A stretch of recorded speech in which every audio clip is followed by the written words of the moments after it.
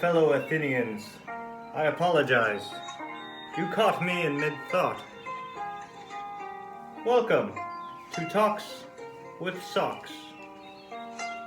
I will be your host, Socrates, and today we will examine several inquiries sent in by guests of mine. We will look at the past to see what the future holds. We will question old theories and perhaps walk away with new ones. I hope we all come out of this with a better understanding of our own humanity and a new way of living, perhaps. My way of living. So, without further ado, let's begin. Follow me.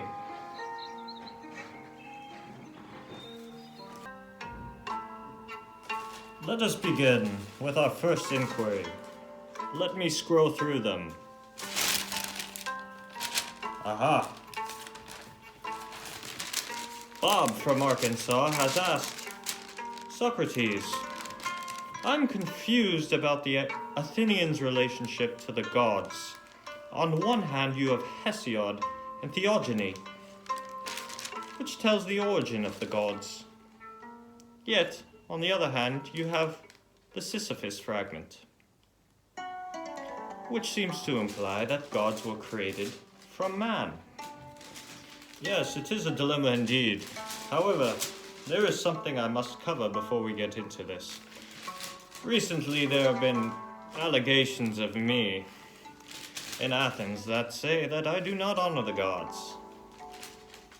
Do not see how this could be, Athenians. Don't you understand that my great journey began when a friend of mine, Chaerephon, visited the Oracle of Delphi and stated that, in fact, I was the wisest man there was. Eager to disprove this claim, I went about, questioning, examining others, to see if I could find a wiser man. And while I found those who were wise in their chosen discipline, their knowledge was lacking elsewhere. I then saw this as a sign from the gods, that it would be my journey to spread wisdom to the Athenians and all Greeks. How could they say I did not acknowledge the gods? Of course, Aristophanes did portray me in his play Clouds as a somewhat foolish fellow, but this is merely a joke, Athenians.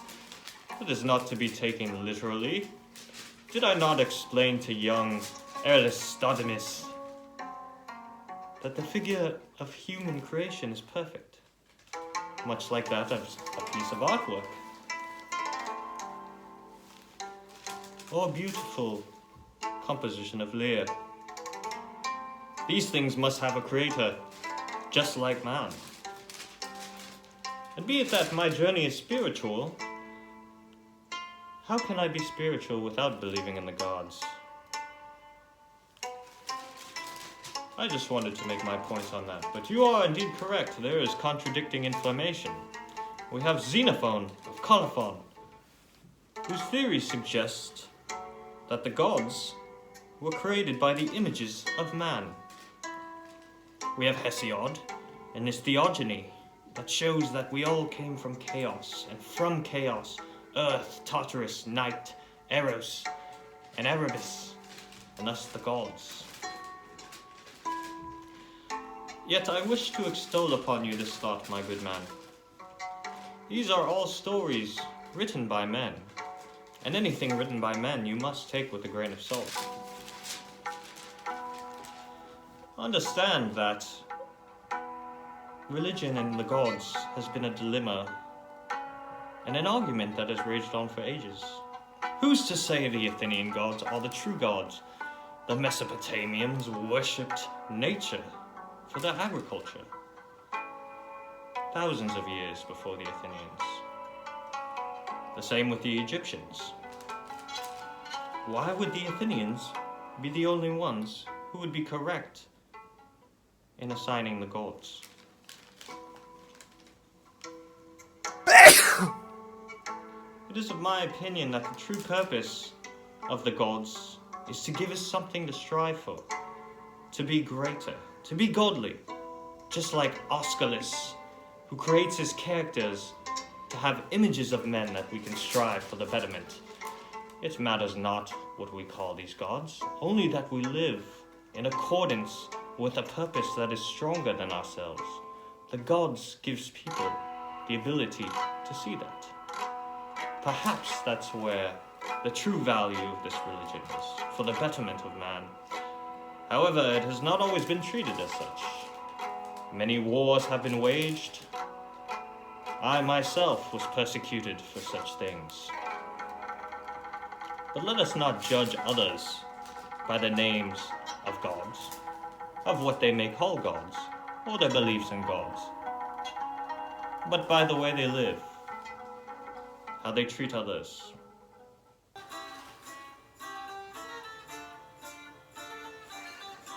Welcome back, dear Athenians. Please excuse me, I was merely recalling the old days at the symposium where we'd lie on couches and talk and revel in our wisdom, drinking and lusting. We have a second inquiry here from Lucy from Lithuania. She asks, why did the Athenians lose the Peloponnesian War? Well, dear Lucy, if you ask me, everybody lost the Peloponnesian War. But first let us examine the two major players of this war, the Athenians and the Spartans. So the Athenians, at the height of innovation, ports pouring in with refugees from far and wide, welcome into this democratic, naval seafaring society, striving for constant growth, constantly becoming greater. While the Spartans, on the other hand, as described by the Corinthians, complete homebodies. They will defend their land, but they will not seek new lands, stuck in tradition, led by oligarchy, a stark contrast to your democracy. Yet, in an attempt to win Persian favor, you implemented an oligarchy unsuccessfully, wasn't it though? Anyways, the unstoppable force that was Athens collided with the immovable object that was Sparta. But what was it that caused this conflict? Some would say the Athenians were gaining too much power, and the Corinthians were jealous. However, was it not certain things you did that brought about these feelings towards you? Such as your support of Corcyra, your siege of Potidaeum, and the restriction of trade to Megara.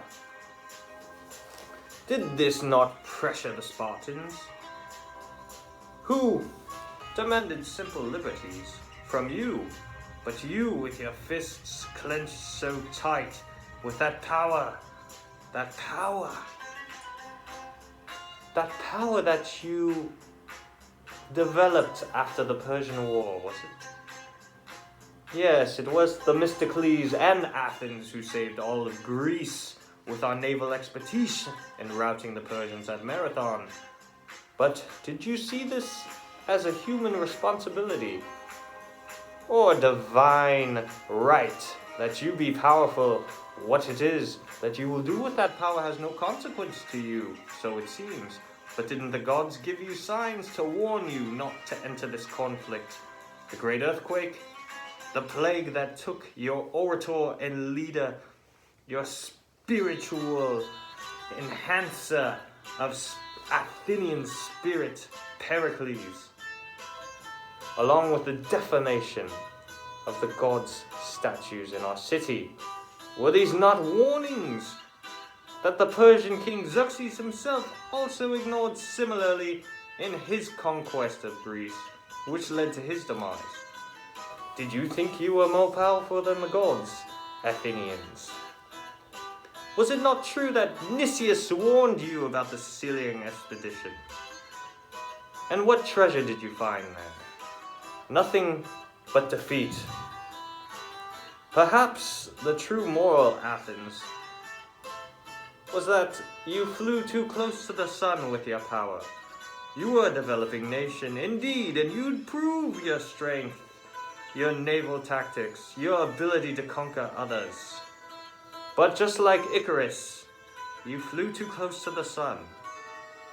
Maybe that is the lesson to be learned here. That such power demands responsible action. Did you take responsible action in the war? I leave that to you to decide. Hello once again, Athenians. I've stopped to ponder for a moment. But let that not allow us to get distracted from what we've come here to do today, and that is to finally answer the last inquiry that has been presented here. This one comes from Sam from Yosemite. Interesting. Sam asks, out of the three tragic heroes, Prometheus, Philoctetes, and Ajax, which do you relate to mostly? Well, Sam from Yosemite, I will say I relate to all of them on different levels. In the case of Prometheus, his love for humanity, the fire and the gifts he gave you, is what I wish to give to you. Despite the punishment he faced from the tyrannical and fearsome Zeus, despite the persecution I faced from my own fellow Athenians, I still wish to share this gift with you for the betterment of your lives. And if I am to suffer, then so be it, for I know I have lived a good life in fulfilling this destiny. As for Philoctetes, well, you tried to exile me once. But what would I do if I were to be exiled but the same thing that I do here? As for a powerful bow, well, my wit is where that power lies.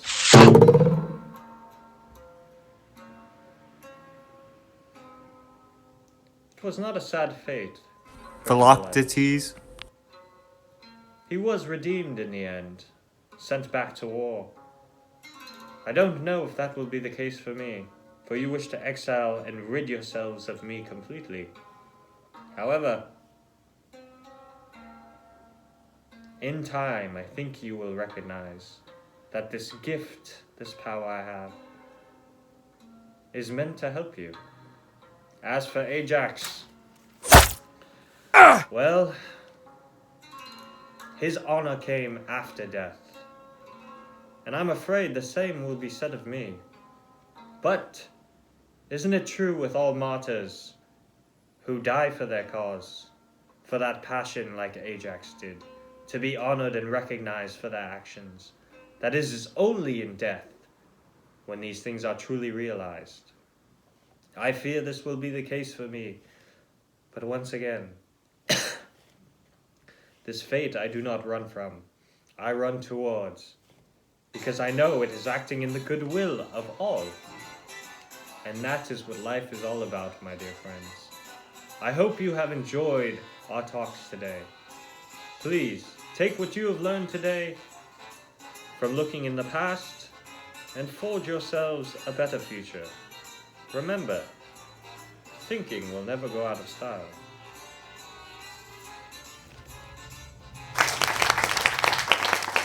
I forgot to mention, for more information on this, check out my Facebook, Talks with Socs, and my band, the Lear Companyists, called Rock Me Please, Socrates. Until then, adios.